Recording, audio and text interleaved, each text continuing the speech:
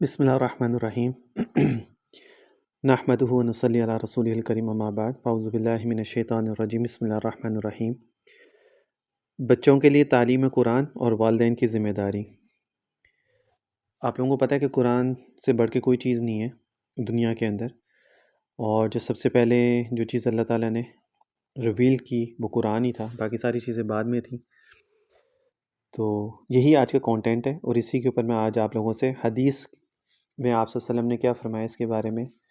اور قرآن پڑھنے والے اور اس کو زبانی یاد کرنے والے کے بارے میں حدیث کے اندر کیا ذکر کیا گیا ہے۔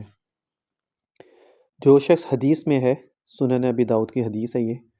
جو شخص قرآن حکیم پڑھے اور اس پر عمل کرے تو قیامت کے دن اس پڑھنے والے کے والدین کو ایسا تاج پہنایا جائے گا جس کی روشنی اس آفتاب کی روشنی سے بھی زیادہ اچھی ہوگی۔ جو دنیاوی گھروں میں ہے، جب والدین کے لیے اتنا بڑا اجر و ثواب ہے تو خود پڑھنے والے کو کتنا بڑا انعام ملے گا۔ قرآن مجید سب کلاموں سے افضل ہے، لہٰذا اس کا پڑھنا اور اس کی تلاوت سب سے زیادہ افضل ہے، یہاں تک کہ اس کے ایک ایک حرف پر 10 نیکیوں کا اجر عطا فرمانے کا وعدہ فرمایا گیا۔ ترمذی میں عبداللہ بن مسعود رضی اللہ تعالیٰ عنہ سے ارشاد نبی صلی اللہ علیہ وآلہ وسلم منقول ہے، فرمایا جو شخص قرآن حکیم کا ایک حرف پڑھے اس کے لیے اس حرف کے بدلے میں ایک نیکی ہے، اور ایک نیکی کا اجر 10 نیکیوں کے برابر ملتا ہے۔ پھر آپ نے فرمایا میں یہ نہیں کہتا کہ الف لام میم ایک حرف ہے، بلکہ الف ایک حرف، لام دوسرا حرف اور میم تیسرا حرف ہے۔ کتاب اللہ کی تلاوت کرنے والوں کو جب ہم دیکھتے ہیں تو ہمارے سامنے عام تلاوت کرنے والوں کے علاوہ 2 قسم کے پڑھنے والے بھی نظر آتے ہیں۔ ایک تو بہت ہی عمدہ تلاوت کرنے والے، اور کچھ اس قسم کے لوگ جو زبان میں لکنت یا کسی وجہ سے اٹک اٹک کر اور رک رک کر پڑھتے ہیں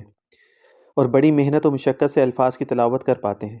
ان دونوں کے بارے میں حضرت عائشہ رضی اللہ تعالیٰ عنہ سے بخاری و مسلم میں ارشاد نبوی منقول ہے، فرمایا قرآن کا ماہر ان فرشتوں کے ساتھ ہے جو کہ معزز کاتب ہیں، اور جو شخص قرآن حکیم کو اٹکتے ہوئے پڑھتا ہے عذر کی وجہ سے اور اس میں دقت اٹھاتا ہے تو اس کے لیے دوہرا اجر ہے۔ قرآن مجید کا ماہر وہ ہوتا ہے جسے خوب یاد ہو اور پڑھتا بھی خوب ہو، اس کا مرتبہ تو بڑے فرشتوں کے ساتھ ہوگا۔ لیکن جو شخص قرآن مجید پڑھتے ہوئے اٹکتا ہو تو اسے صرف اسی وجہ سے قرآن کی تلاوت نہیں چھوڑنی چاہیے، بلکہ سخت کوشش کر کے تلاوت جاری رکھنی چاہیے، اس کا تو 2 گنا اجر ہے۔ تلاوت قرآن مجید کا اجر و ثواب خود انسان کو تو ملتا ہی ہے، لیکن تلاوت کرنے والے کے والدین کو بھی ملتا ہے، جیسا کہ درس حاضہ کے شروع میں بیان ہوا۔ عموماً کتاب اللہ کی تلاوت کرنا ہر شخص کو خود بخود نہیں آتا، بلکہ اس میں والدین کا اہم کردار ہوتا ہے، جو بچے کو مکتب، مسجد یا مدرسے میں بھجواتے ہیں،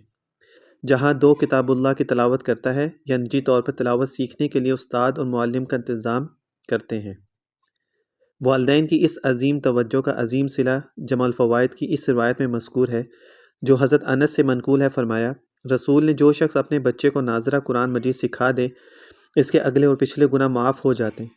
اور جو شخص اپنے بچے کو قرآن حکیم حفظ کرائے اسے قیامت میں 14ویں رات کے چاند کے مشابہ اٹھایا جائے،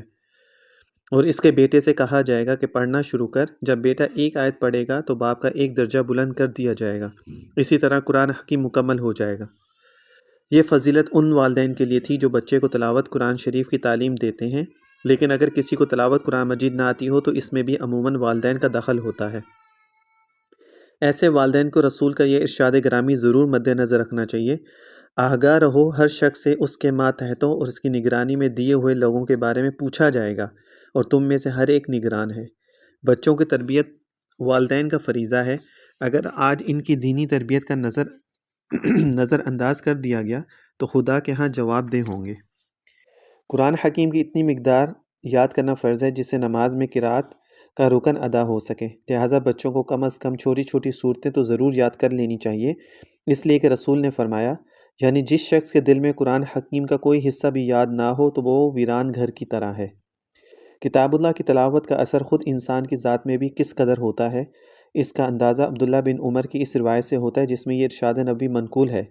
بے شک دلوں کو بھی زنگ لگ جاتا ہے جیسے لوہے کو پانی سے زنگ لگ جاتا ہے۔ عرض کیا گیا یا رسول اللہ اس کا کیا علاج ہے؟ فرمایا یعنی دلوں کا زنگ موت کو زیادہ یاد کرنے اور قرآن حکیم کی تلاوت کرنے سے صاف ہو جاتا ہے۔ اللہ تعالی ہمیں تلاوت کرنے اور